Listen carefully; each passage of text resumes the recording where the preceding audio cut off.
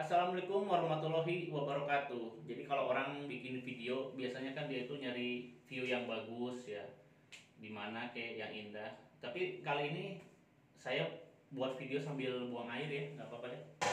Karena kita semua memang akan bicara hal yang pigelen ya. Prediksi saya kemarin terkait pertandingan Persib Persija itu gagal total. Dan saya pikir yang punya prediksi gagal bukan cuma saya.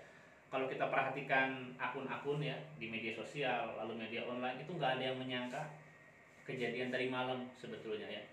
Jadi gini, kenapa ada penyebab ya? Jadi penyebab utama kenapa Persib bisa berantakan gitu, saya pikir adalah gol cepat ya di menit awal, menit pertama kan hitungan detik ya. Jadi Anda bayangkan ini pertandingan dua leg ya, dua leg. Jadi bisa bicara juga masalah endurance, ya, ketahanan, mental gitu ya, fisik juga kan. Jadi kita bicara bukan 2 kali 45 lagi, tapi 4 kali 45 menit. Artinya apa? Artinya siapa yang bisa ngambil kendali duluan, itulah yang akan di atas angin ya.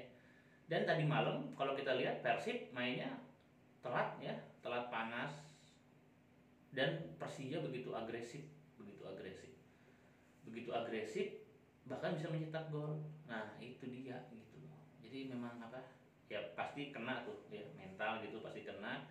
Dan juga Persija saya pikir babak pertama makin menjadi-jadi gitu ya. Itu dia sih, simple sebetulnya seperti itu ya. Jadi kalau misalkan kita ngomongin siapa backnya Persija ya, udah kita nggak bisa tembus, nggak bisa lewat Maman, Abdurrahman sama Tony Sucipto gitu.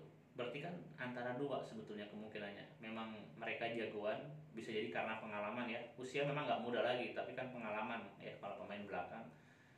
Selain penyebab mereka memang bagus, Maman sama Tony, ya berarti di kitanya yang memang nggak bisa nembus gitu. Terus bicara masalah mental juga kartu kuning ya. Wow, banjur kartu kuning. Eh, tapi saya pikir yang kemarin itu ya, itu juga jadi pelajaran berharga. Jadi sekecewa-kecewanya kita nih pendukung Persib, jangan lupakan juga bahwa yang kemarin itu adalah turnamen pramusim ya, nggak akan mengubah apapun, tidak menunjukkan kekuatan Persib yang sesungguhnya ya pada Liga 1 nanti. Insya Allah dijual lagi. Insya Allah dimulai bulan Juli ya, udah ada statement dari Bapak Ketua PSSI dan cukup optimis kayaknya. Terlebih saya juga punya info memang persiapan dari PT LIB operator juga akan memulainya bulan Juli. Eh, Apalagi ya? Ya itulah teman-teman ya. Pokoknya hasil tadi malam di luar dugaan ya. Dan saya pikir penyebabnya adalah gol gol cepat itu ya. Terus kalau bicara masalah, oh iya, babak kedua ya, babak kedua agak mulai nyetel, agak mulai bagus. Saya pikir faktor Deddy Kusnandar ya, nggak bisa dipungkiri tuh Deddy Kusnandar, dan mungkin juga Beckham ya.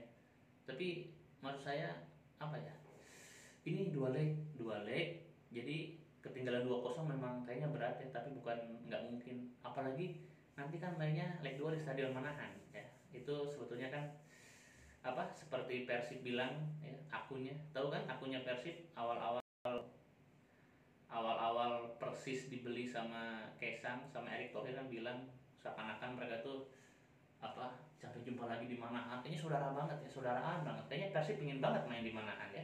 Nah nanti kan kita coba nih, nanti Persib main di Manahan hasilnya kayak gimana gitu ya, anggap aja rumah sendiri. Oke teman-teman, jadi singkat aja begitu ya, begitu aja lah ya, habis clear mau ngomongin apa. Yang jelas tadi malam itu saya pikir yang apa, kacau prediksinya bukan cuma saya ya. Saya perhatikan juga akun-akun besar nggak ada yang apa, nggak ada yang menyangka kejadiannya seperti tadi malam. Dan kredit plus, tentu saja kredit poin ya untuk coach Sudirman nih ya. Kalau kita ngomongin Rene Albert sama Sudirman, kalau masalah mentereng segala macam kayaknya Rene Albert ya. Tapi terbukti tadi malam coach Sudirman bisa apa, bisa menunjukkan kelasnya ya. Dari line up, komposisi pemain ya, bisa jadi unggul ya, unggul strategi dari coach Sudirman. Mungkin dilihat teman-teman, ini saya gara-gara ngobrol kayak gini malah nggak keluar ya, malah nggak keluar deh. Tadi saya mau sambil ini, jadi saya mau bikin video tadinya agak sedikit menjijikan gitu, jadi sambil ngobrol ada bunyi plung plung gitu, tapi enggak. Oke, gitu aja. Dan jangan lupa apa ya? Buat nonton bareng nih, saya kemarin ada obrolan ya sama salah satu otoritas gitu ya. Jadi konfirmasi, Mas Eko, kira-kira kita siap nggak untuk menggelar pertandingan pakai penonton? Karena kemarin kan Pak Jokowi sempat ada statement ya di media apa media-media, kalau bisa nggak pakai penonton katanya. Nah itu artinya apa? Sinyalemen sebetulnya positif gitu. Jadi bukan kita nggak bicara pakai atau enggaknya ya, tapi sinyalemen dari apa dari penguasa, dari orang nomor satu dari republik ini bahwa beliau menghendaki liga itu dimulai ya, liga itu dimulai. Karena pertanyaannya bukan seperti ini, bukan liga bisa mulai enggak, nah bukan gitu, tapi pakai penonton enggak, bisa enggak. Nah, artinya apa? Artinya beliau menghendaki liga mulai. Nah tentang pakai penonton tidak itu persoalan lain.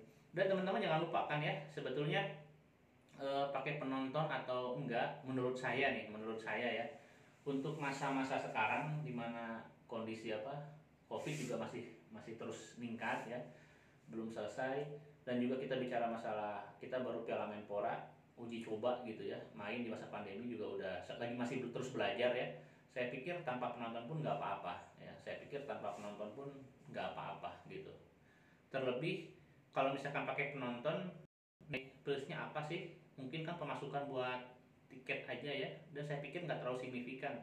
Saya sih lebih suka terus mengoptimalkan pemasukan itu uang ya dari konten-konten digital gitu loh. Jadi saya pikir mungkin kalau pakai penonton, anggap pada beli gitu, pada beli semua, kan nggak bisa 50% juga nggak bisa terjual karena harus kapasitas ya, harus ada apa, jaga jarak segala macam gitu. Jadi saya pikir lebih baik tanpa penonton dulu gitu, karena kan kita kan baru apa, baru siapnya sebatas itu. Dan PT Liga pun saya kemarin sempat ngobrol sama apa petinggi atau pejabat di PT Liga, memang yang mereka persiapkan untuk Liga 1 2021 ya, Liga 1 bulan Juli nanti memang protokol tanpa penonton. Kalau pakai penonton saya khawatirnya ya, walaupun sedikit penontonnya nanti beda lagi. Kalau misalkan timbul kasus di apa klaster sepak bola nanti masalah lagi gitu ya. Karena apa? Ya ini Indonesia ya, Indonesia kita belum tahu nih. Jadi jadi bahas lagi ya, kita perpanjang lagi nih. Jadi teman-teman, kalau untuk menegakkan peraturan ya, untuk menegakkan peraturan termasuk peraturan di olahraga, event olahraga, itu kita bicara tentang tiga hal utama ya. Jadi efektivitas peraturan itu dipengaruhi oleh tiga hal, yaitu aturannya, ya, aturannya sendiri secara substansi, lalu aparatur penegak aturan itu, dan juga yang ketiga adalah tentang kesadaran orang-orang yang melaksanakan terkena dampak gitu ya. Nah kalau untuk aturannya sendiri, saya pikir sudah bagus ya. Jadi ada juklak, juknis ya, petunjuk sampai detail, sampai di breakdown ya, menit per menit.